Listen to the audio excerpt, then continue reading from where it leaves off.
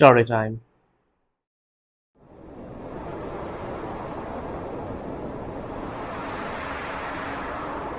It begins in the golden sands of Egypt. In the 14th century BCE, Pharaoh Akhenaten rose to power, a man unlike any other. He broke with ancient gods of Egypt, cast aside Amun, Ra, and the mighty pantheon, and declared there was only one God, Aten, the disk of the sun. The temples were shuttered, the old priesthood silenced. In their place, Akhenaten raised a new city, Akhenaten, dedicated to Aten alone. To some, he was a visionary, to others, a heretic. But his monotheistic revolution didn't last long.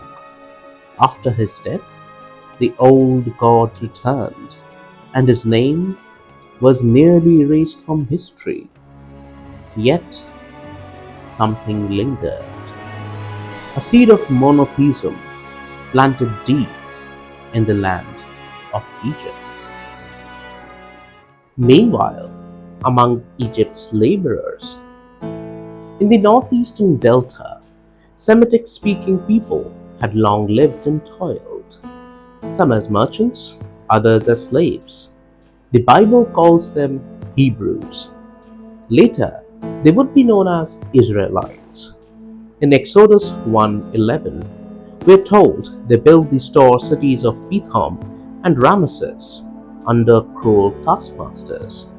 Did you ever think that the laborers of Egypt received grade A treatment? You baffle me. But who were they? Archaeology suggests these early Israelites were not foreign invaders, but part of a social underclass, perhaps former Canaanites or Shasu nomads drawn into Egypt during times of famine and instability. Among these people, legends formed of a man named Moses who stood against the Pharaoh, and a god named Yahweh who said, I am who I am. Some scholars draw links between Yahweh and Akhenaten's Aten. Was Yahweh a desert form of the one God etched in the memory of Akhenaten's dream? Or was he older still, a tribal storm god adopted by the oppressed? The Bible tells of plagues, miracles, and escape, the great Exodus. But history paints a more complex picture. No single mass migration from Egypt appears in archaeological record. Yet, over time, a group of Semitic peoples did emerge in the highlands of Canaan, distinct from their neighbors. They brought with them stories of bondage and liberation, and a name, Yahweh, possibly linked to the Shasu of Yah, mentioned in Egyptian texts near Edom and Seir. The wilderness shaped them. They wandered for a generation, not just physically, but spiritually, forging a covenant, a law, and an identity. Then came the land of promise and conflict.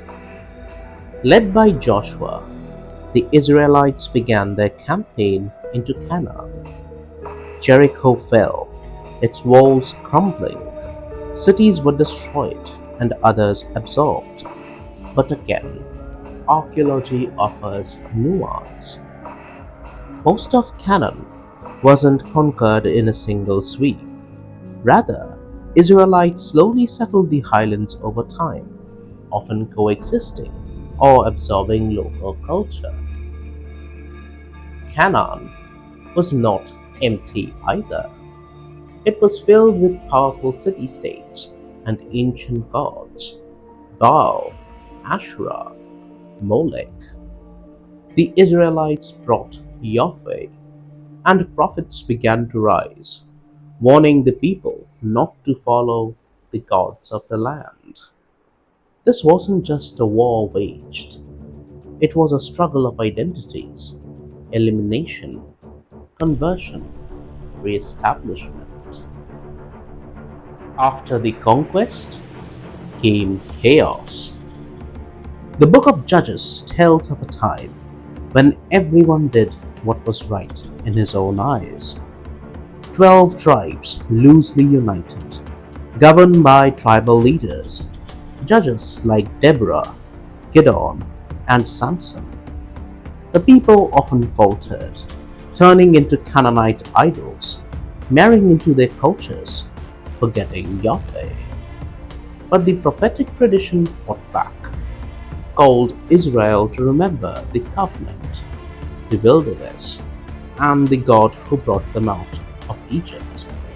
Slowly, the identity of Israel solidified, not just as tribes of people, but as a people of one God. The Canaanites were not easily erased. Their culture, gods, and rituals persisted, even inside Israelite homes. Yahweh and Baal were at times worshipped side by side. The prophet Elijah later cried out, "How long will you waver between two opinions? If the Lord is God, follow him." Monotheism wasn't born in a moment. It was carved from centuries of political conflict, memory, and struggle. And in the struggle, the Israelites were transformed from a group of tribal migrants to a distinct people, bound not just by land or blood, but by story, law, and the name of Yahweh. From the ruins of Canaan, from the deserts of Egypt, a new faith took shape. One God, one covenant, 12 tribes. They would fall, rise, be exiled, and return. But this was their beginning. A story born out of slaves and kings, rebels and prophets, and the whispered name of a God who once thundered from a mountain. I am Yahweh, your God, who brought you out of Egypt. And now, as this ancient dust settles, I ask you this. If the Israelites rose from struggle, forging faith through hardship, exile, and rebellion against empires, then what became of the Canaanites? Did their gods simply vanish? Or did they simply change their names? The Israelites gave rise to the great Abrahamic faiths, Judaism, Christianity, Islam, religions of covenant, law, monotheism, built on the memory of one God, Yahweh, who demanded justice, purity, and loyalty. But in the shadows of history, another thread lingers, older, looser, sometimes sensual, sometimes cruel. The gods of Baal and Molech, of ritual and sacrifice, of nature, power, and secrecy. And here's the question. When we look at the world today, where do we see these two spirits live on? Do Abrahamic traditions carry the torch of Israel, the memory of the wilderness and the mountain? And what about the rituals whispered in elite circles, behind closed doors, at the edge of the firelight, like those in the Bohemian Grove? Are these just satire and theater, or the echoes of Canaan? Do these ancient rites survive in metaphor, in masks, in power?